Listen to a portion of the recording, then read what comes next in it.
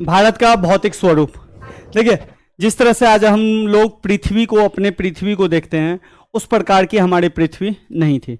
आज हम देखते हैं कि 7 महाद्वीप है और 5 महासागर है, लेकिन पहले हमारी पृथ्वी ऐसा नहीं हुआ करता था। हमारे पास 7 महाद्वीप नहीं थे और न ही 5 महासागर थे। एक ही महाद्वीप था जिसको हम लोग पेंजिया के नाम से जानते थे, और एक ही महासागर था जिसको हम लोग पैंथालासा के नाम से जानते थे, और वो कुछ इस तरीके से था। देखिए, इस तरह से हमारा एक ही कॉन्टिनेंट था जिसको हम पेंजिया नाम बोलते हैं, और एक ही वाटर बॉडी था। ये जो साइड साइड में दिख रहा है वाटर बॉडी, इसको हम पैंथालासा बोलते थे। ठीक है, तो इसको हम लोग क्या बोलते थे, और इसको बोलेंगे पानी वाला जो पार्ट है ना, उसको पैंथालासा बोलेंगे। अब देखिए फिर क्या हुआ, फर्दर इसमें टूटना स्टार्ट हुआ, दरार पड़ी, और धीरे धीरे वो लोग अलग होने लगे। ठीक है ना, दरार पड़ने लगी। पहले 2 हिस्सों में टूटा। एक हिस्सा को हमने नीचे वाले हिस्सा का नाम दिया गोंडवाना लैंड, और नीचे ऊपर वाले हिस्सा को दिया नाम लॉरेशिया। फिर ध्यान से देखिए, ये फर्दर टूटी, इधर गई, ये भी आगे इधर टूटेगी। तो इस तरह से इसमें जो लॉरेशिया में जो टूटना स्टार्ट हुआ, तो उसको हमने नाम दिया नॉर्थ अमेरिका और यूरेशिया। क्लियर। और इधर जो टूटी गोंडवाना लैंड, वो साउथ अमेरिका टूटी और अफ्रीका, और ये ध्यान से देखो इंडिया का पार्ट टूटा। इस तरह से फर्दर ये टूटा क्यों, उसके बारे में भी मैं बता दूंगा। अब देखिए, अब ये north America, south America, Africa, India टूट के गया, और फिर ये अफ्रीका और ये मेडागास्कर। और इस तरह से आप देखिएगा कुछ इस तरीके का सीन। इस जगह पे एशिया है, इस जगह पे यूरोप है, ठीक है, इस जगह अफ्रीका है, ये आपका ऑस्ट्रेलिया है, और ये दक्षिणी अमेरिका, उत्तरी अमेरिका, और नीचे जो है आपका अंटार्कटिका। ये 7 महाद्वीप है टोटल। गिनती कर लेते हैं, 1 2 3 4 5, नीचे 6 7, हो गया। कोई दिक्कत इसमें? 7 महाद्वीप है। चलिए, तो 7 महाद्वीप है और 5 टोटल महासागर, जिसमें आपको दिख रहा होगा ये अटलांटिक महासागर है, ये वाला। ठीक है ना, एक हो गया महासागर। दूसरा महासागर आपको इस साइड दिखेगा और यहां भी दिखेगा। आप जो कि जानते हैं पृथ्वी गोल है, तो ये दूसरा महासागर हो गया प्रशांत महासागर। तीसरा महासागर भारत के नीचे हिंद महासागर। चौथा महासागर अफ्रीका के नीचे अंटार्कटिक के ऊपर, जिसको हम लोग बोलते हैं दक्षिणी महासागर। क्या बोलते हैं? दक्षिणी।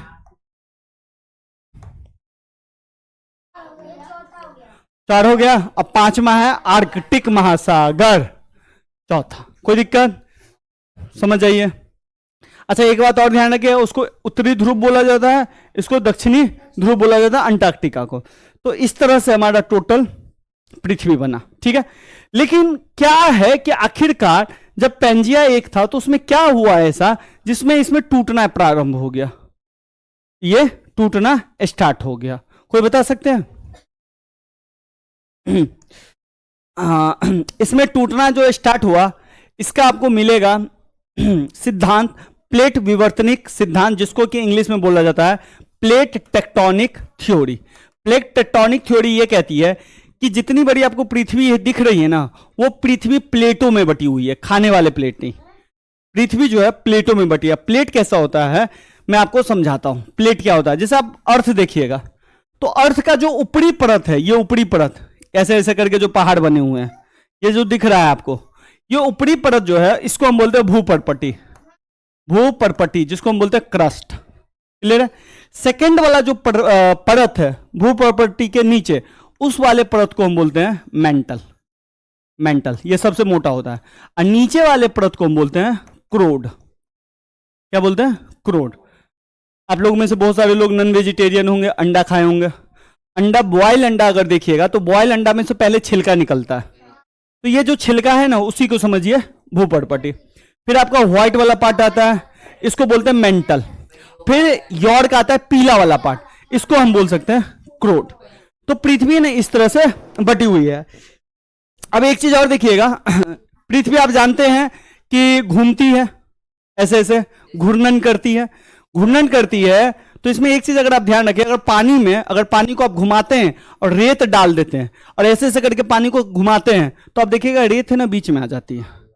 रेत बीच में आती है, इसका मतलब भारी कण जो होते हैं ना वो नहीं, वहीं से रेत जो है ना बीच में आ जाती है, यानी कि भारी कण जो है हमेशा बीच में आती है। इसी तरह आप जानते हैं कि पृथ्वी क्या हो रही है, घूम रही है। ठीक है, दो तरह से होती है, एक तो पृथ्वी परिक्रमा करती है ऐसे, और एक ऐसे ऐसे भी घूमती रहती है। बात समझ गए? दो तरह से घूमती है, सुनिए पहले। एक तो ये है ऐसे ऐसे घूम रही है, घूर्णन, ऐसे ऐसे ऐसे ऐसे ऐसे ऐसे ऐसे, ठीक है। और दूसरा तरह, अगर मान लीजिए इसको मैं टेबल को सूरज मान रहा हूं तो ऐसे ऐसे घूमेगी। बात समझ रहे हैं? मैं गिर जाऊंगा। यानी कि जो ऐसे करके घूम रहा है, यानी कि ये सूर्य है, ठीक है, और सूर्य का चक्कर काटा, इसको बोलते हैं परिक्रमा। क्या बोलते हैं इसको? जैसे आप देखते होइएगा, आप अपनी मम्मी को, दीदी सबको पीपल पेड़ का परिक्रमा कभी कभी पूजा के टाइम में लगाती रहती है। चाहे आप गोवर्धन पर्वतमाला है तो उसका परिक्रमा करते हैं, ये पड़े। और फिर क्या होता है, एक घूर्णन। घूर्णन का मतलब है कि ये ऐसे ऐसे घूमती रहती है। तो 24 घंटा में घूमती है और एक साल में पूरा परिक्रमा करती है। परिक्रमा करती है तो साल बीतता है, और 24 घंटा में पूरा घूमती है तो दिन। तो मैंने ये वाला पार्ट क्यों बताया कि जब आप पानी घुमाइएगा तो बालू रेत डालिएगा तो रेत क्या हो जाएगा, बीच में आ जाएगा। इसीलिए आप देखिएगा कि पृथ्वी में बहुत सारे एलिमेंट्स है। पृथ्वी घूर्णन करती है तो भारी एलिमेंट क्या हो गया, पृथ्वी के कोर में चला गया है। भारी एलिमेंट कहां चला गया, कोर में। उससे हल्के एलिमेंट्स ऊपर हैं, और जो सबसे हल्के हैं ये सबसे ऊपर है। तो इसलिए एक वर्गीकरण किया गया है कि पृथ्वी के सबसे ऊपरी परत में सियाल रहता है, सिलिकॉन एल्यूमिनियम। सेकेंड वाले लेयर में सीमा रहता है, सीमा मतलब सियाल और मैग्नीज। और थर्ड वाला लेयर सबसे भारी है जिसमें नीफे रहता है, मतलब लोहा और फेरस, सॉरी निकेल और फेरस। निकेल लोहा का ही होता है और फेरस तो लोहा होता ही है। तो ये जी नहीं, इतने अंदर से नहीं निकालते हैं, मतलब इस वाले पार्ट में सबसे ज्यादा ये मात्रा में पाया जाता है। ऐसे ये ऊपर से ही हम ना एक्सट्रैक्ट करके निकाल लेते हैं, कुछ मात्रा है। एक प्रकार तो ये है कि हम गोलाकार से कर ले, और दूसरा है कि हम इसको ऐसे काट के भी पृथ्वी का स्टडी कर सकते हैं। तो मान लीजिए कि मैंने इसको पृथ्वी को ऐसे काट दिया इसी तरीके से, ठीक है।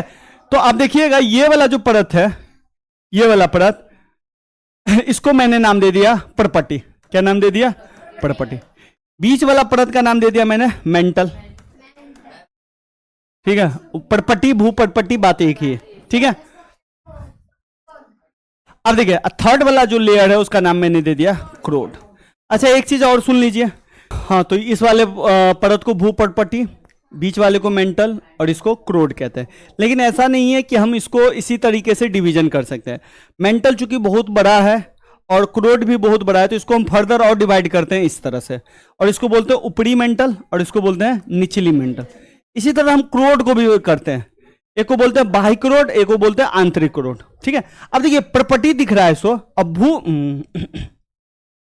पर्पटी जो दिख रहा है आपको और जो भूपर्पटी दिख रहा है आपको, सॉरी भूपर्पटी और जो ऊपरी मेंटल दिख रहा है, यहां तक दिख रहा है ना, भूपर्पटी और मेंटल, ऊपरी मेंटल, इन दोनों को मिला के हम बोलते हैं प्लेट। क्या बोलते हैं? प्लेट। बात समझ में आए? ये प्लेट जो है ना तैरती रहती है। तैरने का मतलब जिस तरह से स्विम करते हैं उस तरीके से नहीं, अच्छा खासा बड़ा स्लो स्पीड में ना ये ट्रैवल करता है। ट्रैवल क्यों करता है उसका भी मैं कारण बता दूंगा। अब देखिए, अब संसार में ना टोटल जो महत्वपूर्ण प्लेट है, ऐसे तो 7 महत्वपूर्ण प्लेट है और 20 छोटे छोटे प्लेट है, और ये 7 महत्वपूर्ण प्लेट रहे। जैसे प्रशांत महासागरीय प्लेट, प्रशांत महासागर के नीचे सबसे बड़ी प्लेट। उत्तरी अमेरिकी प्लेट, उत्तरी अमेरिकी महाद्वीप जो है उसके नीचे। दक्षिणी अमेरिकी प्लेट, दक्षिण अमेरिका के नीचे। अफ्रीकी प्लेट, अफ्रीकी महाद्वीप के नीचे। अंटार्कटिका प्लेट, अंटार्कटिक महाद्वीप के नीचे। यूरेशियन प्लेट, यूरोप और एशिया के नीचे। इंडो ऑस्ट्रेलियन प्लेट, इंडिया और ऑस्ट्रेलिया के नीचे। समझ गए? अब इस प्लेट को देखिएगा तो इस तरह से 7 बड़े प्लेट है और 20 से ज्यादा छोटे छोटे प्लेट है। जैसे देखिए ये अफ्रीका कॉन्टिनेंट दिख रहा है आपको, ये है अफ्रीकन प्लेट, हरा वाला दिख रहा है। इसी तरीके से आप देखिएगा ये है पैसिफिक प्लेट, ये कलर जो दिख रहा है यहां तक, क्लियर है। इसी तरह आप देखिए ये ऑस्ट्रेलियन प्लेट है और यहां पे आपको इंडिया के साथ इसका कनेक्शन है, तो इसलिए उसका नाम है ऑस्ट्रेलिया इंडिया कनेक्शन। आपको होगी ये इधर, ये इधर, पृथ्वी गोल है भाईजान, समझ रहे हैं ना? तो इस चीज को ध्यान रखिएगा। उल्टी कहां है? ये यहां तो है इंडिया, ऐसे समझ रहे हैं? अब देखिए इसी तरह नॉर्थ अमेरिकन प्लेट, उत्तरी अमेरिकन प्लेट और ये दक्षिणी अमेरिकन प्लेट। छोटी छोटी प्लेटें देखोगे तो एक प्लेट आपको यहां पे फिलीपींस प्लेट, एक प्लेट यहां पे दिखेगा नजका प्लेट, एक प्लेट यहां पे दिखेगा कैरिबियन प्लेट। तो इस तरह छोटी छोटी 20 प्लेट है, लेकिन मेन प्लेट आपको ध्यान रखना है 7 प्लेट है। अब देखिए ये प्लेटें क्या होती है, ट्रेवल करती रहती है। ट्रेवल का मतलब है तैरती रहती है, घूमती रहती है। तो घूमती है तो प्लेटों का संचलन 3 तरीके से होता है। एक हो सकता है ये एक दूसरे से दूर भागे, ठीक है, हो सकता है कि एक दूसरे के पास आए, और हो सकता है कि एक दूसरे के पैरेलल चले जाए। समझ गए, ये 3 तरीके से, अपसारी, अभिसारी, रूपांतरण, ठीक है, कन्वर्ज, डाइवर्ज और ट्रांसफॉर्म। समझ गए, 3 तरह से मूवमेंट करती है। ठीक है, एक तो यह होगा कि आप 2 आदमी ऐसे ऐसे दूर चले जाइए, या 2 आदमी टकरा जाइए, या नहीं टकराइएगा तो 2 आदमी ऐसे करके गुजर जाइएगा, एक इधर और एक इधर, यही होगा ना। तो प्लेटें भी 3 तरीके से मूवमेंट करती है। अब मूवमेंट क्यों करती है उसका जवाब आपको आगे मिलेगा। अब देखिए, अभिसारी संचलन इतना इंपॉर्टेंट है, किसी से आपके हिमालय पर्वतमाला का निर्माण हुआ है।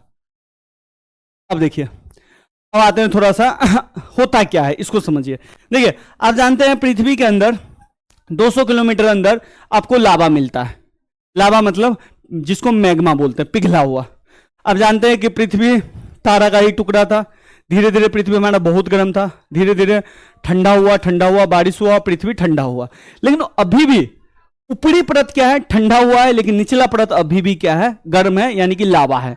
लावा को हम, जो जमीन के नीचे रहता है उसको हम बोलते हैं मैग्मा, और जो जमीन के बाहर आ गया उसको हम बोलते हैं लावा। बात समझ गए।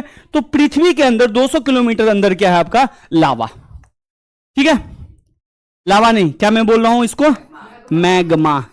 हिंदी में भी मैग्मा बोलते हैं और इंग्लिश में भी मैग्मा ही बोलते हैं इसको। ठीक है, अब देखिए, मैग्मा गर्म है, 3000 डिग्री सेल्सियस गर्म है। अब गर्म चीज का है ना एक प्रवृत्ति होता है, वो हमेशा ऊपर उठती है। गर्म चीज हल्की होती है मैग्मा, और एक चीज और, गर्म चीज है ना बहुत हल्की होती है। तो गुस्सा में जो आदमी कुछ बात बोलेगा ना वो भी बहुत हल्का होगा, ठीक है ना, बहुत अंटसंट बोलेगा। गर्म चीज हमेशा हल्की होती है, वो ऊपर की ओर आएगी। इसलिए गर्म पानी आप जब करिएगा तो देखिए धीरे धीरे बुलबुला आएगा, गर्म बुलबुला ऊपर की ओर आता है। गर्म चीज हमेशा ऊपर की ओर आएगी, इसलिए आप सीटी बजता है तो सीटी गर्म है ना, भाप ऊपर की ओर। तो ये भी है ना गर्म होता है मैग्मा, और वो ऊपर की ओर आती है। तो ऊपर की ओर आती है बाबू, तो कुछ इस तरीके से आएगी, जैसे ऊपर है ऐसे ऐसे करके ऊपर की ओर आएगी। फिर मान लो यहां पे तो टकरा गया, या तो ये इधर जा सकता है या इधर जा सकता है, तो मैं इसको इधर मोड़ देता हूं। ठीक है, अब फिर यहां पे अगर रुकावट नहीं है तो जाएगी, या नहीं रुकावट है तो फिर ये इधर की ओर मुड़ जाएगी। फिर गर्म चीज उठेगा, और इस बार मैं इसको इधर मोड़ देता हूं। ठीक है, इस तरह से ये संचलन इसका होगा। अब सुन लो, फिर जरूरी नहीं है कि संचलन हमेशा इसी तरीके से होता है, ठीक है ना। एक संचलन का तरीका यह है कि ये इधर की ओर जा रहा है और ये इधर की ओर जा रहा है। हो सकता है कि यहां से उठे और यहां जाए और यहां से इधर की ओर जाए। अब यहां पे देखो क्या हो रहा है, यहां पे इस तरह से हो, तो एक ही टाइम में मल्टीपल चेन रिएक्शन चलती रहती है। एक जगह आपको दिख रहा होगा दूर जा रही है, और एक जगह दिख रहा है पास आ रही है। तो एक ही टाइम में आपको अपसारी भी हो सकता है और अभी साड़ी भी हो रहा है। अब यहां पे देखो, यहां पे धीरे धीरे दरार पड़ेगा, ये इधर की ओर जा रहा है, ये इधर की ओर है, यहां से क्या हो जाएगा, टूटना प्रारंभ हो जाएगा। और यहां पे क्या होगा, ये दोनों आपस में टकराएंगे, और टकराएंगे तो पहाड़ बनाएंगे। क्लियर है। तो अपसारी में दूर जाएगा और अभिसारी में पास आएगा। क्लियर है, कोई दिक्कत पूछो। अब देखिए इसमें हुआ क्या, अब आगे सुनिए। अभिसारी संचलन आपके लिए बहुत इंपॉर्टेंट है, जब 2 प्लेट आपस में टकराती है, इसी से आपका हिमालय का निर्माण हुआ। अब देखिए, आपने देखा है कि 7 बड़े बड़े प्लेट है और 20 छोटे छोटे प्लेट है जो आपस में टकराती है। अब देखिए हिमालय का निर्माण कैसे हुआ, इसको भी थोड़ा सा कॉन्सेप्ट समझ जाइए। यूरेशियन प्लेट अपनी जगह पे थी, ठीक है, कौन सी प्लेट है, यूरेशियन। और अफ्रीकी प्लेट से या गोंडवाना प्लेट से भारत का एक टुकड़ा निकला, ठीक है, और ये इधर की ओर गया, ठीक है, गया, फिर यहां गया, फिर यहां गया, फिर यहां गया, ऐसे ऐसे करके गया। लेकिन यहां पे जब गया ना तो एक उसको हॉट स्पॉट मिला। हॉट स्पॉट क्या होता है ये सुनो। हॉट स्पॉट वो जगह होता है जहां से खुद ब खुद है ना मैग्मा निकलता रहता है, स्वयं क्या निकलता है, मैग्मा निकलता रहता है। अब ये मैग्मा हॉट स्पॉट के संपर्क में आया तो अब देखिए ये एकदम स्पीडली तो नहीं निकला, बड़ा धीरे लगा, करोड़ों टाइम लगा, 2 सेंटीमीटर प्रत्येक साल। अब समझिए कितना टाइम लगा होगा यहां से यहां तक पहुंचने में। अब ये जो निकला ना तो मैग्मा के संपर्क में आ गया, हॉट स्पॉट के संपर्क, तो हॉट स्पॉट ने क्या किया, इसके जमीन को फाड़ दिया और पूरा मैग्मा इस जगह पे क्या हो गया, फैल गया। अब ये जो मैग्मा फैला ना, इसीलिए इस जगह पे ना काली मिट्टी का क्षेत्र बनेगा और ये सीधे इससे क्या हुआ, टकराया। पहला टकराहट इस जगह हुआ, ठीक है, फिर जी हाँ ये वाला टकराहट, फिर ये ऐसे करके मूवमेंट हुआ, ठीक है, मतलब टकराहट है ना ऐसे जो हुआ ना, फिर ये इस तरह से घूमा और ये सेकंड टकराहट इसमें हुआ, दूसरा और तीसरा सीधे ये इसको लॉक किया, ये वाला जो पार्ट है ना इसको लॉक किया। तो टोटल 3 टकराहट हुए। पहला टकराहट से हिमालय का सबसे बड़ा ऊंचा शिखर बना जिसको हम ग्रेट हिमालय बोलते हैं, सेकंड से मध्य हिमालय बना जिसको हम हिमाचल हिमालय भी बोलते हैं, ठीक है, और थर्ड वाला से शिवालिक। सबसे जो स्ट्रॉन्ग टक्कर हुआ वो हुआ ग्रेट हिमालय का। समझिए, आप सोचिए ना, 2 आदमी दौड़ के आ रहे हैं, आपका इससे दूसरे आदमी से टकरा गया, ऐसे ये जोरदार टक्कर होगा, फिर आप सीधे नचिएगा, अब इससे भी टकराइएगा, आप इससे ज्यादा टकरा चोट लगेगा कि इससे। तो ये वाला जो पहला टक्कर था ना वो जोरदार था, सेकंड उससे कम जोरदार और थर्ड उससे भी कम। समझ गए? तो ये 3 इस तरह से हिमालय का हमारा निर्माण हुआ। अब देखिए, ध्यान से देखिए, मैं शॉर्टकट में बता रहा हूं बाबू, ये है, ये देखिए इंडियन प्लेट गया, जा रहा है, यूरेशियन प्लेट से टकराया, ये पहला लॉक हुआ, ठीक है, ये दूसरा लॉक और ये तीसरा लॉक। समझ गए? टोटल 3 टक्कर, लॉक का मतलब 3 टक्कर हुआ। क्लियर है बेटा? कोई समझ में दिक्कत है तो बता। देखिए कितना टाइम लगा, 71 मिलियन साल में यहां पे था 71 मिलियन साल पहले, मिलियन, 1 मिलियन मीन्स 10 लाख साल, तो बड़ा स्लो आया है, ठीक है। कोई दिक्कत है तो पूछ लीजिए बाबू लोग। नहीं, श्रीलंका का एक अलग वो कहानी। अब सुनिए, टक्कर होने के बाद कुछ इस तरीके से हमारा प्लेट बना। कैसे? आप देखो, ये हमारा ये रीजन पूरा बन गया हिमालय, पहाड़ वाला रीजन, ठीक है। लेकिन पहाड़ जो बना ना, तो एक एरिया क्या हो गया, आपको धस गया। अब देखिए, ये वाला जो, अगर मैं इसको 2 प्लेट को ऐसे टकराऊं तो ये 2 चीज तो उठेगा, लेकिन यहां पे ना थोड़ा गड्ढा बन जाएगा। तो ऐसा ही जब 2 प्लेट टकराए ना, तो इस वाले एरिया में ना खाली स्थान हो गया, और इस स्थान को गंगा नदी ने, ब्रह्मपुत्र नदी ने और सिंधु नदी ने और इनकी सहायक नदियों ने भरा, जो हम 3rd चैप्टर में पढ़ेंगे। समझ गए? और यह बन गया आपका भारत का उत्तरी मैदान। क्या बन गया? हिमालय टक्कर होने के बाद, गड्ढा होने के बाद मैदानी क्षेत्र, बाद में भर दिया उसको। तीसरा बना प्रायद्वीप पठार। प्रायद्वीप पठार कुछ नहीं, ये जो टक्कर लेने के लिए आया था ना, इसी को बोलेंगे प्रायद्वीप पठार, पेनिनसुला इंडिया। ये वाला पार्ट, ये वाला जो टक्कर लेने के लिए आया था, समझ गए वो। अब आइए, तीसरा हो गया। चौथा चीज, एक चीज और सोचो, जो ये यूरेशियन प्लेट से ऐसे करके जो टकराया है ना, तो क्या हुआ, ये वाला पार्ट है ना झड़ गया इंडिया का। समझ गए? ये वाला पार्ट क्या हो गया, झड़ गया, और जो हाँ पानी में गिर गया, झड़ गया, तो ये बन गया आपका वेस्टर्न घाट। और इस वाले टक्कर में, इधर वाले टक्कर में ये पार्ट झड़ गया, तो ये बन गया वेस्टर्न घाट और ईस्टर्न घाट, पूर्वी पश्चिमी घाट और पूर्वी घाट। क्लियर है? अब देखिए, झड़ने के बाद क्या हुआ, जैसे मान लीजिए ये अगर मिठाई का डब्बा है, अगर मैं इस जगह से, ये तो पूरा इधर वो है, इस जगह से अगर झड़ गया तो ये इस जगह पे आ जाएगा, और यहां से देखोगे तो ये वाला जगह क्या दिखेगा, पहाड़ी दिखेगा ना। नहीं समझ में आ रहा? अब जैसे मान लीजिए ये ऐसे है, ठीक है, पूरा एक बॉडी है, और ये वाला पार्ट झड़ के ऐसे आ गया। अब यहां पे ऐसे कोई चीज देखोगे तो ये पहाड़ दिखेगा कि नहीं दिखेगा? तो लगेगा पूर्वी घाट पहाड़ी है, पश्चिमी घाट क्या है, पहाड़ी है, और इधर वाला इलाका क्या हो गया, प्लेन हो गया, समतल हो गया, ठीक है। तो इसीलिए इसको है ना पश्चिमी मैदान, तटीय मैदान भी हम उसको बोलते हैं। कोई दिक्कत? और कुछ बचा है बाबू? नहीं बचा। और कुछ चीज जो जानना है आपको, देखना है, मरुस्थल, भारतीय मरुस्थल यहां पे आपको, ठीक है, ये जलवायु का इफेक्ट है। तटीय मैदान, तटीय जहां पे 25 सेंटीमीटर से साल में कम बारिश होगा वो मरुस्थल कहलाएगा। सिंपल, जिस भी जगह पे 25 सेंटीमीटर से कम बारिश हो रहा है सालाना, वो मरुस्थल है, ठीक है। जरूरी नहीं है रेगिस्तान में गर्मी का माहौल होगा, लद्दाख भी मरुस्थल है, शीत मरुस्थल, कोल्ड डेजर्ट, ठीक है। ईस्टर्न घाट, वेस्टर्न घाट हो गया।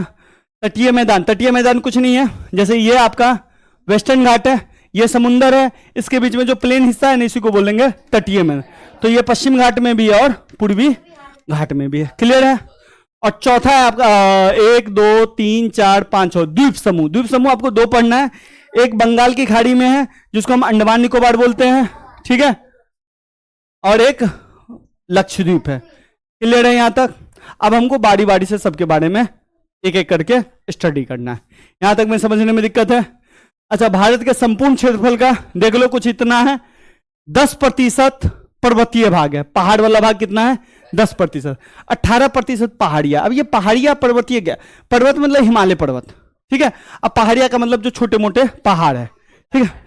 नहीं रे उल्लू, जैसे पश्चिमी घाट और पूर्वी घाट पहाड़ वाला है, जैसे यहाँ पे अजंता पहाड़ है, इन सब पे पहाड़ है, तो ये सब क्या है? पहाड़िया है। तो 18% में, 27% में पठारी है, ये क्षेत्र है पठारी क्षेत्र, ठीक है। और 43% में क्या है? मैदानी भाग। मैदानी भाग का मतलब ये वाला क्षेत्र, यहां से ये काला वाला, ठीक है। इसको समझ जाइए। इसी से मिट्टी के बारे में भी हमको पढ़ना है। मिट्टी, हाँ, मृदा के बारे में इसी से पता चलेगा। अब हमको प्रत्येक के बारे में अलग अलग पढ़ना है।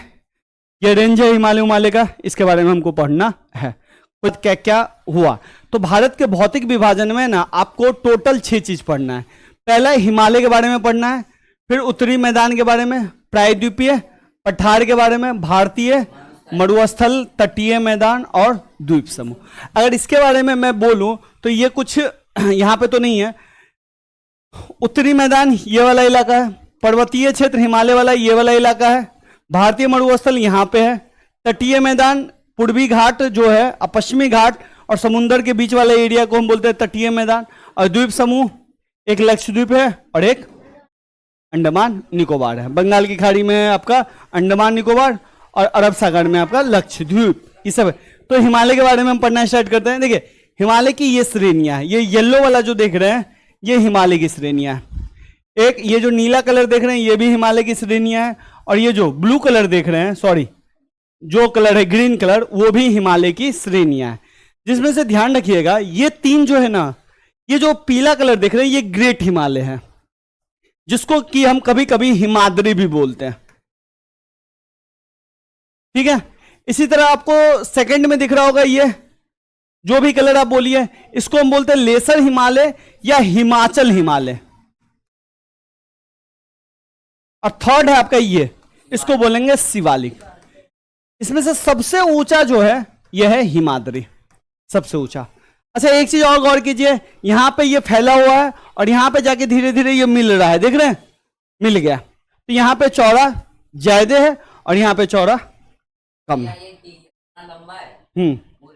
जी हाँ, बहुत लंबा। तो ये इस तरह से वहां पे है। दूसरी बात एक चीज और देखें, ये तो हिमालय है, फिर कहिएगा भैया ये क्या है? ये हिमालय से पहले का एरिया है जिसको कि हम ट्रांस हिमालय कहते हैं। क्या बोलते हैं? ट्रांस हिमालय, पहाड़ हिमालय। ये है काराकोरम, ये वाला काराकोरम। ये है लद्दाख, ठीक है। तो आपका जो लद्दाख है वो हिमालय का पार्ट नहीं है, हिमालय से पहले वाला पार्ट है। और ये है तीसरा जास्कर, ठीक है। एक चौथा भी है जिसको हम कैलाश श्रेणी बोलते हैं। कौन सा बोलते हैं? कैलाश श्रेणी, कैलाश, कैलाश, जहां पे महादेव भगवान के बारे में कहते हैं कि महादेव भगवान वहीं पे रहते हैं। तो ये है। तो चलिए सबसे पहले हिमालय के बारे में पढ़ते हैं। देखिए हिमालय का विभाजन है ना कई तरीके से होता है। एक तो विभाजन है उत्तर से दक्षिण, सॉरी उत्तर से दक्षिण का मतलब कि आप जानते हैं कि इस तरह से भारत है, इधर उत्तर है और इधर क्या है? दक्षिण। तो एक तो विभाजन होता है कि यहां पे हिमालय, यहां पे हिमालय और यहां पे हिमालय, ठीक है। तो उत्तर से दक्षिण चलिए तो यह आपको पहले ग्रेट हिमालय मिलेगा जिसको हिमाद्री बोलते हैं। फिर दक्षिण में, इसके दक्षिण में हिमाचल हिमालय मिलेगा जिसको मध्य हिमालय बोलते हैं। और तीसरा आपको मिलेगा शिवालिक। एक तो इस तरीके से उत्तर से दक्षिण, इसी को लिखे उत्तर दक्षिण विभाजन, ठीक है। दूसरा है पश्चिम से पूर्व विभाजन। पश्चिम किधर है? तो इधर पूरब है और इधर पश्चिम है। याद है मैंने पहले लेक्चर में बताया था कि डायरेक्शन भूल जाए तो इस तरह से, याद आया? इधर ईस्ट, इधर वेस्ट, इधर नॉर्थ और इधर उत्तर, दक्षिण, पूरब, पश्चिम। तो पूरब से पश्चिम में जाना है, यानी कि इतने दूर के हिमालय को क्या बोलते हैं? यहां के हिमालय को क्या बोलते हैं? इस वाले हिमालय को क्या बोलते हैं? इसका ये विभाजन है। दोनों विभाजन आपके बुक में दिया हुआ है, तो दोनों हमको पढ़ना पड़ेगा। तो देखिए उत्तर से दक्षिण हिमालय में सबसे पहले उत्तर में आता है हिमाद्री, जिसको हम ग्रेट हिमालय के भी नाम से जानते हैं। दुनिया की जितनी भी बड़ी बड़ी चोटी है सब यहां पे मिलेगा। जैसे या उत्तरी भाग में स्थित श्रृंखला को महान या आंतरिक हिमालय या हिमाद्री भी कहते हैं। ठीक है, सेकंड पॉइंट है यह अधिक सतत श्रृंखला है। सतत श्रृंखला का मतलब यह श्रृंखला है ना लगातार है, यहां से शुरू होती है और ये लगातार है, फटाफटा नहीं है, रेगुलर है जी। इसमें हिमालय के सभी मुख्य शिखर, जितने भी हिमालय के सबसे ऊंची ऊंची चोटी देखते हैं सब आपको किस में मिलेंगे? हिमाद्री में, क्योंकि सबसे बड़ा है। माउंट एवरेस्ट हिमाद्री में है, कंचनजंगा हिमाद्री में है। ठीक है, लेकिन माउंट एवरेस्ट भारत का हिस्सा नहीं है, यह भी ध्यान रखिएगा, नेपाल का है। संसार की सबसे ऊंची चोटी कौन है? माउंट एवरेस्ट, जो कि भारत का हिस्सा नहीं है, नेपाल का है। ठीक है ना, हाँ, इसमें ध्यान रखिएगा। इसकी प्रकृति ना असममित है, वलय की प्रकृति। वलय की प्रकृति का मतलब ये थोड़ा सा ना ऐसे ऐसे ऐसे ऐसे ऐसे करके, मतलब एक समतल टाइप से नहीं है, थोड़ा सा ऊंचा ज्यादा है। अच्छा, हिमालय के इस भाग का निर्माण जो है ना ग्रेनाइट से बना है। ग्रेनाइट पत्थर होता है, उससे यह बना हुआ है। यह श्रृंखला हमेशा बर्फ से ढकी रहती है। इसमें बहुत सारे हिमानियों का भी प्रभाव है। इतना ऊंचा है, इसका जो औसत ऊंचाई है ना बाबू, ये 6000 मीटर है। कितना औसत ऊंचाई है? 6000 मीटर है औसत ऊंचाई। और आप जानते हैं कि धीरे धीरे आप ऊपर जाइएगा वैसे वैसे, हाँ, औसत एवरेज समझ रहे हैं ना, एवरेज 6 किलोमीटर है। और सबसे मैक्सिमम जो ऊंचाई है उसका वो है 8.8 किलोमीटर ऊंचा है। कौन? माउंट एवरेस्ट सबसे ऊंचा। तो औसत ऊंचाई 6000 मीटर है। अब देखिए, आप जानते हैं कि धीरे धीरे आप ऊपर जाते हैं वैसे वैसे टेम्परेचर बढ़ता है, सॉरी टेम्परेचर घटता है। तो 4500 मीटर की ऊंचाई के बाद है ना आपको बर्फ मिलना शुरू हो जाता है। और हाइट पे अगर आप 4.5 किलोमीटर ऊपर हाइट पे गए तो आपको बर्फ मिलना स्टार्ट होगा। और ये कितना मीटर ऊपर है? 6000। तो यहां पे बर्फ मिलेगा ही मिलेगा। अच्छा, एक चीज थोड़ा सा मिस माइंड हो गया। अच्छा, यहां पे दिया है, नहीं दिया है, चलिए मैं बता देता हूं। यहां पे जो चौड़ाई है ना बाबू, ये 400 किलोमीटर है। और यहां पे जो चौड़ाई है ना वो 150 किलोमीटर। दिख रहा है कम है चौड़ाई? हाँ, और ये यहां से लेके यहां तक 2400 किलोमीटर लंबा है। ठीक है, ये सब कुछ फैक्ट्स है जो आपके एग्जाम में सॉरी बुक में दिए हुए हैं। अब देखिए, हिमालय में पाई जाने वाली ऊंची चोटी माउंट एवरेस्ट सबसे ऊंची, ये नेपाल में। ठीक है, अच्छा, इसमें 3 क्वेश्चन बनते हैं, सुन लो। विश्व की सबसे ऊंची चोटी कौन है? Mount Everest. ठीक है, हिमालय की सबसे ऊंची चोटी कौन है? Mount Everest. बात समझ गए? हिमालय की भी सबसे ऊंची चोटी है और विश्व की भी सबसे ऊंची चोटी है। फिर क्वेश्चन आता है कि भारत की सबसे ऊंची चोटी कौन है? तो भारत की सबसे ऊंची चोटी है K2, जिसका नाम है गॉडविन ऑस्टिन। बात समझे?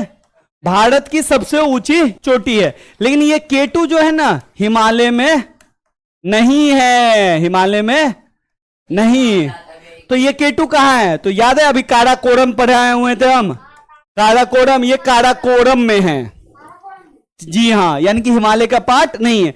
फिर एक क्वेश्चन और आता है कि भारत में हिमालय की सबसे ऊंची चोटी कौन है? तो भारत में हिमालय की सबसे ऊंची चोटी है। बात समझे? अंतर समझ गए? विश्व की सबसे ऊंची चोटी माउंट एवरेस्ट, ठीक है, जो नेपाल में। हिमालय की सबसे ऊंची चोटी माउंट एवरेस्ट। भाई, विश्व की ऊंची चोटी है और हिमालय की ऊंची चोटी सेम है, माउंट एवरेस्ट। भारत की सबसे ऊंची चोटी K2, क्लियर है? और हिमालय में भारत की सबसे ऊंची चोटी कंचनजंगा।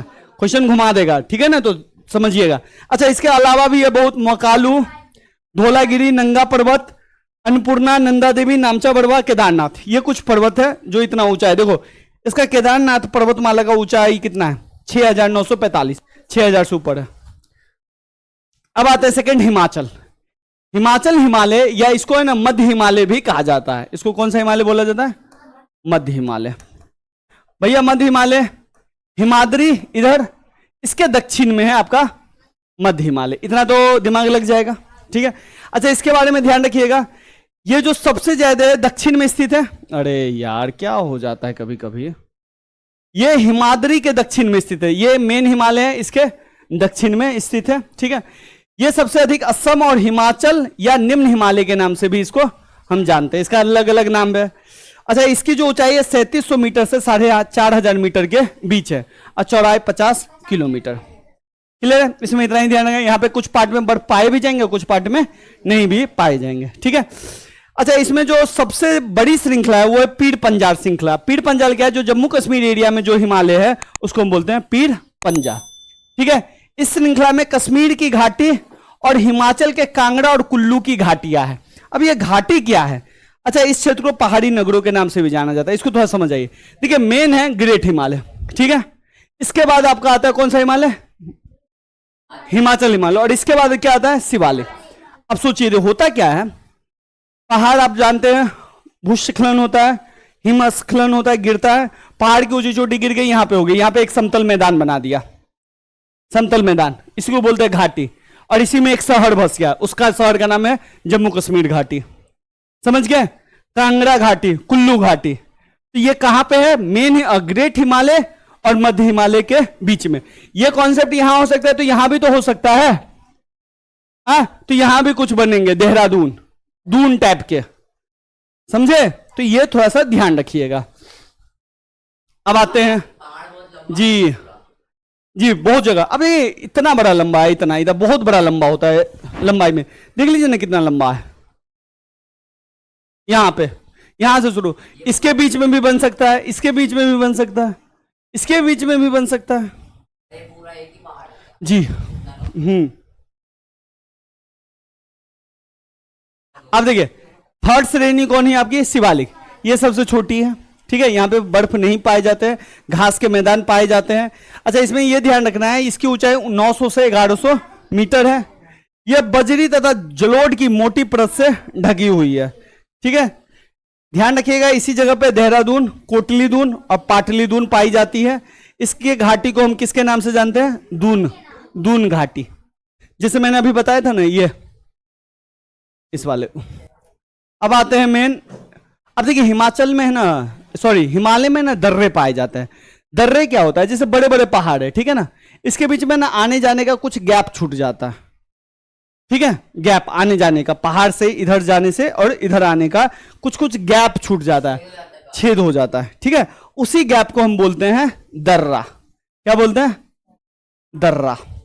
और ये दर्रा है कुछ काराकोरम दर्रा, जिससे हम उधर जाते हैं, रोहतांग दर्रा, वुर्जिल दर्रा, जोजिला दर्रा, पीर पंजाल, सिपकिल्ला, ये जोजिला दर्रा है, ठीक है। जो पहाड़ों के बीच में कुछ गैप आ जाता है, उसमें से आप आ सकते हैं और जा सकते हैं, क्लियर है? अब आते हैं पश्चिम से पूर्व, पंजाब हिमालय। ध्यान रखिएगा, सतलुज नदी और सिंधु नदी के बीच वाले क्षेत्र को हम क्या बोलते हैं? पंजाब हिमालय, ठीक है। हाँ, सतलुज नदी और पंजाब नदी, देखिए हिमालय है ना, सुन लीजिए, जैसे ये हिमालय है, तो यहां से मान लीजिए सतलुज नदी बहती है, ठीक है, और यहां से सिंधु नदी बहती है। तो इन दोनों के नदी के बीच में जो हिमालय आ रहा है, ये हिमालय, इस सबको हम बोलेंगे पंजाब हिमालय, क्लियर है? इसी तरह और भी नदी आएगी तो उसका भी हम डिस्ट्रीब्यूशन आगे करेंगे। अब जैसे कुमाऊं हिमालय, सतलुज नदी और काली नदी के बीच वाले क्षेत्र को हम क्या बोलेंगे? कुमाऊं हिमालय। इसी तरीके से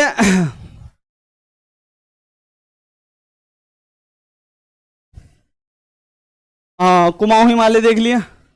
नेपाल हिमालय, काली नदी और तीस्ता नदी वाले को क्या बोलेंगे? नेपाल हिमालय। और तीस्ता नदी और दिहांग नदी के बीच वाले को असम हिमालय। अब इसको देख लीजिए, ये है आपका सिंधु नदी, सतलज नदी, इसको हम बोलेंगे पंजाब हिमालय। ये कौन सा नदी था? सतलज। और ये काली नदी, काली ही था ना रे, हाँ, कुमाऊं हिमालय। जो नदी थी आपकी सतलुज नदी और काली नदी, ठीक है। काली और दिहांग नेपाल हिमालय, और दिहांग के बाद को असम हिमालय का नाम जर नहीं नहीं नहीं, नोएडा और दिल्ली वो ऐसे ले लिया है मैप में, वो बनाया है ना उसको दिखाने के लिए, ठीक है। नोएडा और दिल्ली में नहीं आ रहा। अब देखिए बाबू, अब बात करते हैं उत्तरी मैदान की। हिमालय में कोई दिक्कत है तो बता दीजिए, नहीं ना। हिमालय का निर्माण हुआ था तो मैंने कल आपको बताया था कि एक गड्ढा, बड़ा सा गड्ढा बन गया था, याद आया? उसको हमारी नदियों ने भरा, हजारों सालों की प्रक्रिया, लाखों सालों की प्रक्रिया के बाद उसको क्या किया? भरा। और भरने के बाद वो क्षेत्र को हम बोलते हैं आज का मैदानी क्षेत्र, भारत का मैदानी क्षेत्र। तो इसी को हम बोलते हैं उत्तरी मैदान। क्योंकि उत्तर में है तो इसलिए उत्तरी मैदान, हिमालय के दक्षिण में। बात समझे कि नहीं समझे? बउआ अगर ये हिमालय है, हिमालय तो यहां है ना, और ये मैदान यहां पे है तो उत्तरी मैदान, लेकिन हिमालय के दक्षिण में है ना। बात समझे कि नहीं समझे? तो ये ध्यान रखिएगा। अच्छा, इसका देखिए कैसे हुआ था। ये तो हिमालय बन गया, ये वाला इलाका गड्ढा में रह गया, तो यहां से एक नदी निकली सिंधु नदी, इसकी बहुत सारी सहायक नदी जो इधर से गुजरी। एक यहां से निकली गंगा नदी, इसकी भी बहुत सारी सहायक नदी है जो आप तीसरा चैप्टर में पढ़ोगे, मैं पढ़ाऊंगा। और फिर ब्रह्मपुत्र नदी, इसकी भी सहायक नदी बहुत थी। और इन सहायक नदियों ने अपने साथ, आप देखिएगा जो नदियां आती है ना हिमालय से, पहाड़ से ना बालू लेके आती है, मिट्टी लेके आती है, सिल्ट लेके आती है, गाद लेके आती है, और इस सबको यह भर देती है। देख रहे हैं नदी आता है तो अपने साथ देखते हैं यमुना में बालू भर जाता है, कहीं ना कहीं से तो लेके आ रहा है, कहीं देखिएगा बालू को काट के ले जाएगा, तो कहीं तो डाल रहा है। तो ऐसा ये प्रक्रिया चलता ही रहता है, और इस प्रक्रिया से उसको क्या कर दिया, प्लेन, ऐसे को बोल दिया मैदानी क्षेत्र। क्लियर है? अच्छा देखिए, इसका जो निर्माण हुआ है सिंधु नदी तंत्र, गंगा नदी तंत्र और ब्रह्मपुत्र नदी तंत्र से हुआ है। क्लियर है? इसका विस्तार जो है 7 लाख वर्ग किलोमीटर में, और भारत के 43% हिस्से में यह फैला हुआ है। इसकी लंबाई देखिएगा 2400 किलोमीटर है, और चौड़ाई 240 से लेके 320 के, कहीं पे छोटा चौड़ाई है और कहीं पे बड़ा चौड़ाई है। जैसे पंजाब में थोड़ा सा बड़ा है, उत्तर प्रदेश में थोड़ा बड़ा है, असम में थोड़ा सा छोटा। अच्छा, ये भी ध्यान रखिएगा मैदानी इलाके में सबसे ज्यादा जनसंख्या रहता है, सबसे ज्यादा, क्योंकि देखिए जनसंख्या वहीं निवास करेगी जहां पे जीवन आसान है।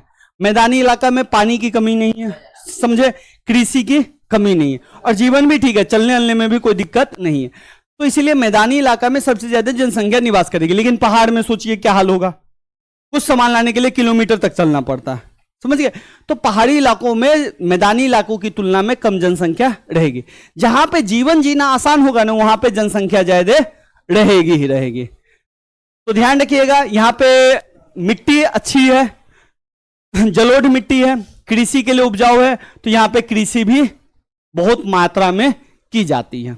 क्लियर है? उत्तरी मैदान आते हैं अब। अच्छा, उत्तरी मैदान को भी हमने डिवाइड किया हुआ है। जो पंजाब की तरफ है पंजाब मैदान, जो उत्तर भारत में है, उत्तर प्रदेश बिहार में, उसको गंगा का मैदान, और फिर असम में है उसको हम बोलेंगे ब्रह्मपुत्र मैदान। ध्यान से देखिए, पंजाब के मैदान को सिंधु नदी और उसकी सहायक नदियों ने बनाया, गंगा के मैदान को गंगा और उसकी सहायक नदी ने, अब ब्रह्मपुत्र के मैदान को ब्रह्मपुत्र और उसकी सहायक नदियों ने। याद है 3 नदियों के बारे में मैंने बताया था, देखते हैं मैप पे, हाँ दिया है। अब देखिए, यहां से सिंधु नदी निकलता है और इधर गिरता है, और यहां से सिंधु नदी की सहायक नदी जाती है, इसमें मिलती है, समझ गए। तो ये जो प्लेन बना इसको हम बोलेंगे, इधर से जो बना ये वाला, ये है आपका पंजाब का मैदान, समझ गए, जिसको सिंधु और उसकी सहायक नदियों ने बनाया। फिर ये गंगा का मैदान है, ये यहां से लेके यहां तक। नहीं, गंगा का मैदान भी 3 हिस्सा में दिख रहा होगा, एक ये और एक ये। क्या है? इसको गोली मारी है, बस गंगा का मैदान है। क्यों? गंगा नदी ऐसे निकलती है, समझते हैं ना, गंगा नदी ऐसे निकलती है जी।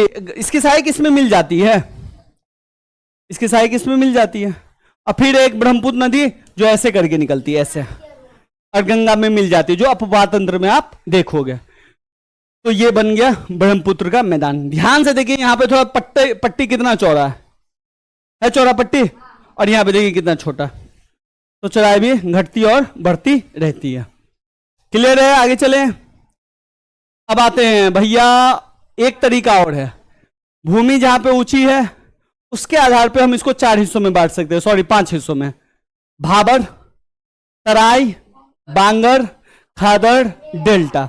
अब ये होता क्या, देखिए याद है, ये हिमालय, ग्रेट हिमालय सबसे बड़ा हिमालय, हिमाद्री, ये मिडिल हिमालय, हिमाचल हिमालय, और इसके बाद थर्ड कौन था, शिवालिक।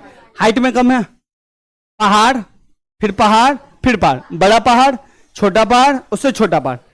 अब इसके बाद जो है ना, यहां पे बड़े बड़े पत्थर के टुकड़े होंगे जो इधर से गिर के आएंगे, ठीक है। ये जो बड़े बड़े टुकड़े हैं उसी को हम बोलेंगे भाबर। क्या बोलेंगे? इसका एक विशेषता है, यहां पे से जो नदी आएगी ना वो इसके अंदर से निकलेगी, और इसके अंदर से निकलेगी तो क्या ऊपर से आपको दिखेगी? सोच के देखिए। तो इसी को बोला जाता है, यहां पे नदियां गायब हो जाती है, गायब नहीं होती, उसके अंदर से बहती है, तो आपको दिखता नहीं है, तो हम बोलते हैं नदियां अदृश्य हो जाती है। यहां से मिट्टी वाला क्षेत्र स्टार्ट होता है, लेकिन नदी डायरेक्ट आती है, यहां पे तो बड़े बड़े पत्थर यहां पे फैल जाती है, तो ये इलाका है ना दलदली हो जाता है। क्या हो जाता है? दलदली। तो इसी को हम बोलते हैं तराई क्षेत्र। हाँ बोलिए। पानी कैसे चला जाता है? पानी को तो जगह चाहिए, कैसे भी निकल जाएगा। अब बड़े बड़े पहाड़ है, वो थोड़े ब्रिज बना के है, ऐसे ऐसे बिखरे हैं, ऐसे ऐसे ऐसे ऐसे बिखरे पड़े एक पर एक, थोड़े कंस्ट्रक्शन करके एक के बीच में एक को डाला गया है। अब इसमें गैप मिला, इधर चला गया, इधर से गैप मिला, इधर ऐसे ऐसे करके निकल जाता है। समझे कि नहीं समझे? तो इस तरह से ये है। अच्छा, ये वाला इलाका तराई हो गया, दलदली क्षेत्र है।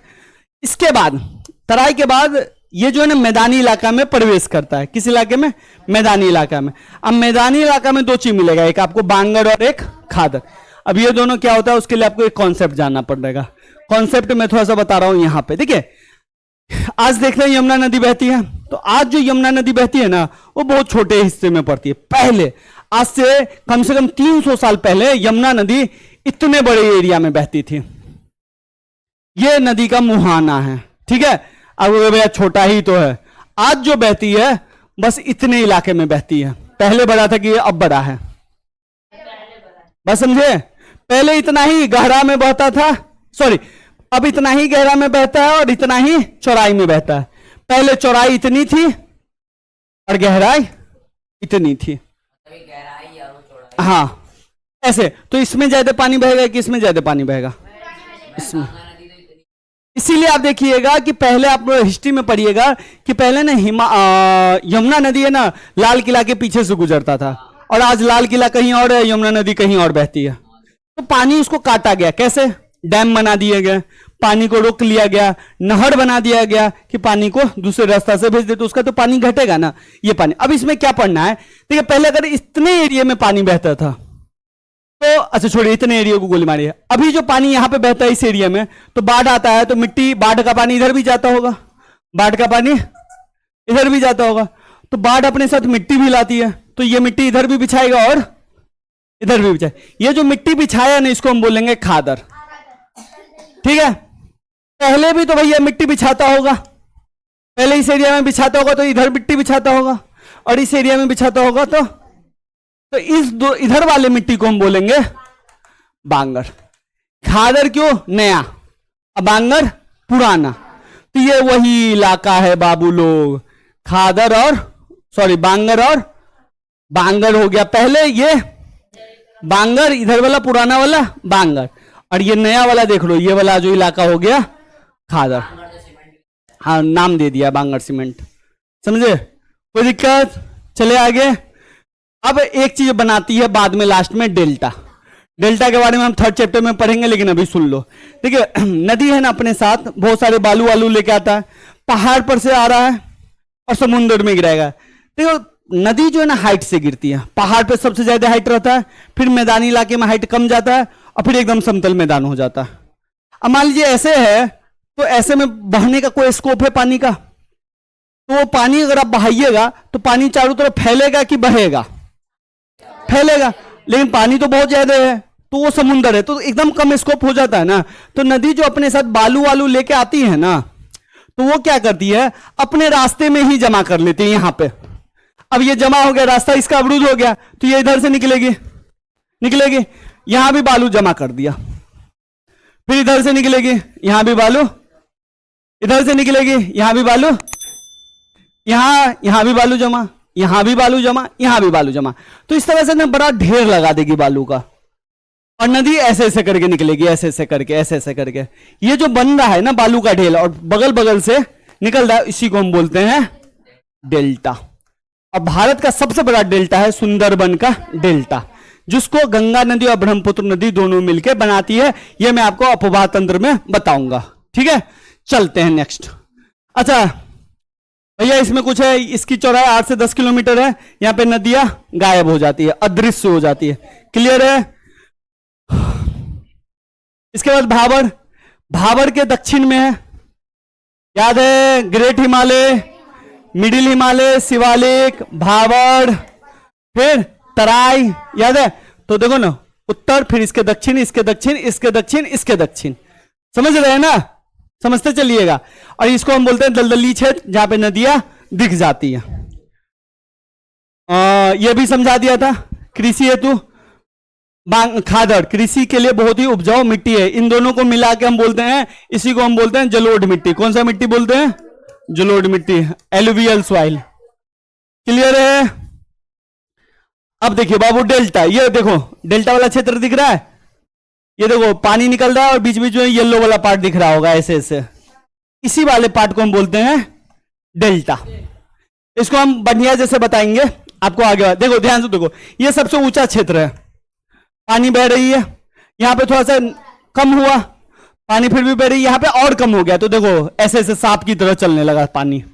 ये नदी वाले चैप्टर में मैं बताऊंगा विस्तार से, ठीक है।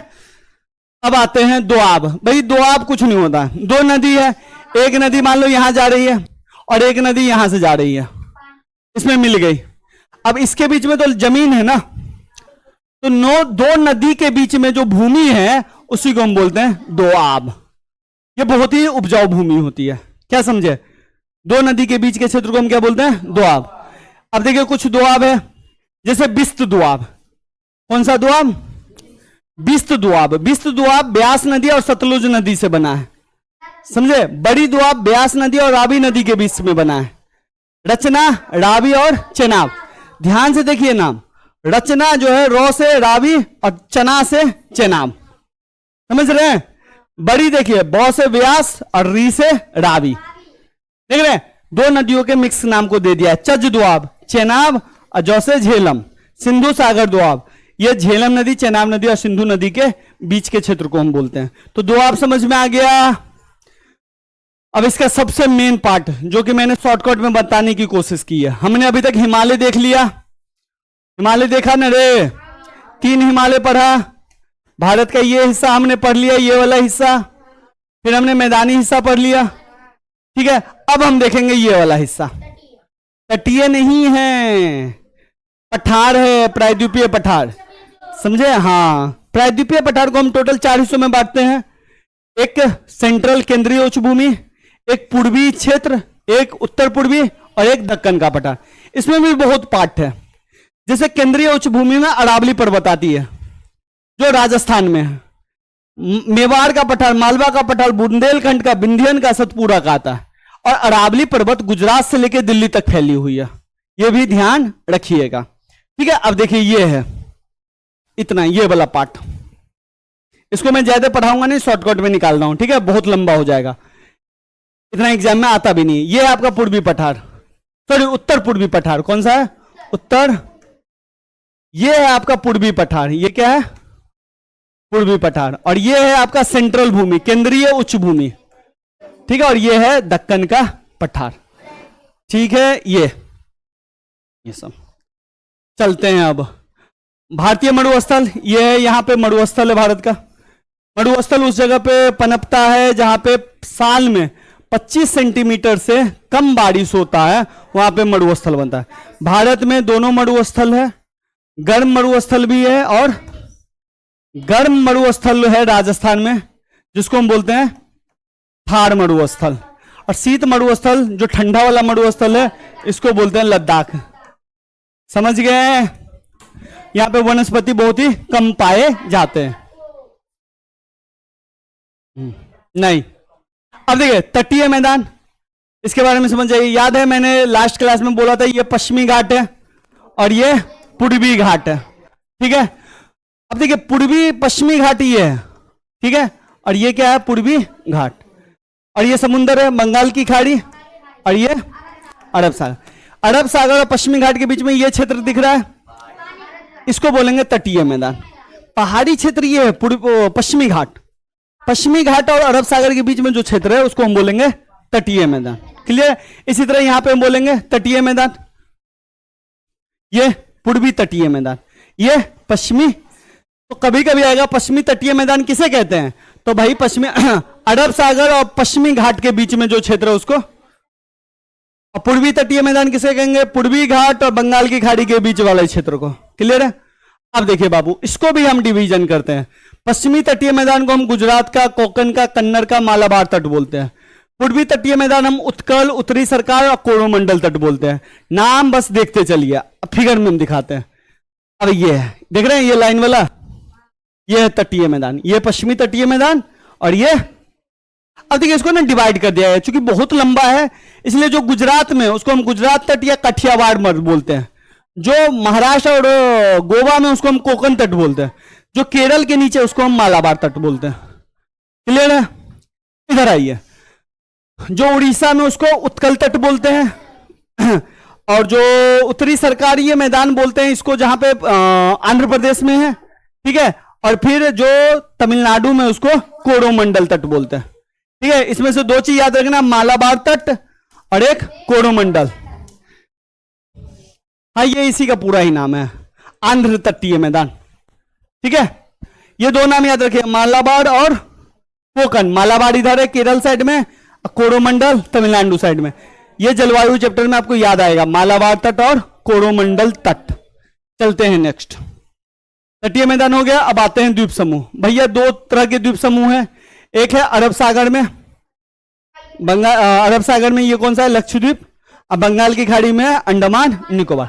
भैया अरब सागर के द्वीप, ये द्वीप है ना प्रवाल से बना हुआ है, इसमें लका द्वीप, मिनिकॉय और एमिन द्वीप है, और इसमें टोटल है ना 36 द्वीप है। कितने द्वीप है? 36 द्वीप है, जिसमें ध्यान रखिएगा बहुत ही छोटा क्षेत्रफल है, 32। 1973 में इसका नाम रखा गया है लक्षद्वीप। इसके बारे में यही सब चीज आपको ध्यान रखना है। इसमें कुछ ज्यादा फैक्ट आ गया है, देख लेना, पढ़ लेना। सेकंड है आपका बंगाल की खाड़ी में ये द्वीप, अंडमान निकोबार। समझ गए? अब इसको थोड़ा सा मैं बढ़ाऊंगा, ये भी बहुत इसमें जो है ना टोटल 250 द्वीप है। कितने द्वीप है? 250 द्वीप है। एक चीज इसमें जानिएगा, अंडमान में 250 द्वीप है, अंडमान निकोबार में, लेकिन टोटल 4 अंडमान द्वीप बड़े मेन है और 2 निकोबार द्वीप है। जैसे एक है आपका उत्तरी अंडमान द्वीप, ठीक है, एक है आपका मध्य अंडमान द्वीप, एक है आपका लिटिल अंडमान, और एक है आपका दक्षिणी अंडमान। ये 4 अंडमान है मेन, इन सबको बोला गया अंडमान। और निकोबार में 2 है, एक कार निकोबार है और एक ग्रेट निकोबार है। समझ में आया? कार निकोबार और ग्रेट निकोबार। एक चीज जो और ध्यान रखना है, भारत का एकमात्र ज्वालामुखी अंडमान के पश्चिम में है, बैरन द्वीप पे। कौन से द्वीप पे? बैरन द्वीप पे। ठीक है, तो यही है, देख लीजिए। इस द्वीप को 2 भागों में बांटा गया, अंडमान उत्तर में और दक्षिण में निकोबार, अंडमान निकोबार। ठीक है, यहां पे बहुत अधिक विविधता है, देश की सुरक्षा के लिए जरूरी है, जलवायु विषुवर्तीय है और घने जंगलों से यह भरा पड़ा है। इसके बारे में इतना कुछ है।